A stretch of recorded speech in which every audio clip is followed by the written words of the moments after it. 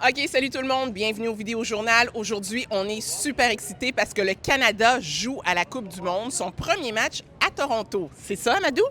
Exactement, Angie, c'est jour de vérité pour l'équipe du Canada qui affronte cet après-midi la Bosnie-Herzégovine. Seulement, le Canada part avec un léger handicap puisqu'il y a pas mal de blessés sur son banc.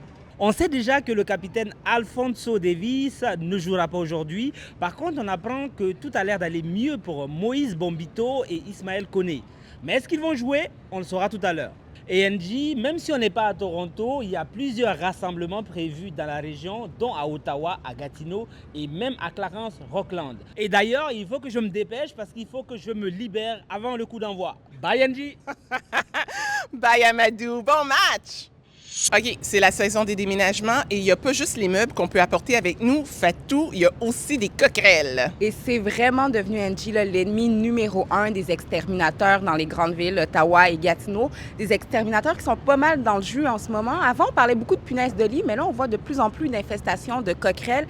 Et bien, pourquoi? C'est parce que les gens sous-estiment l'infestation. Tu peux en voir une, la tuer, croire que ton problème est réglé. C'est une erreur. Il y a peut-être une famille là, qui est cachée quelque part chez toi.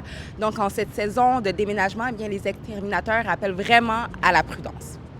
Et en terminant, j'ai à peine eu le temps de vous parler de la controverse entourant une commandite de la société Alto au Festival franco-ontarien que cette commandite-là, elle est déjà disparue. Oh, ça va vite, hein? Je devrais plutôt dire qu'elle a été abandonnée parce que la société Alto et le Festival franco-ontarien ont décidé d'un commun accord de la retirer.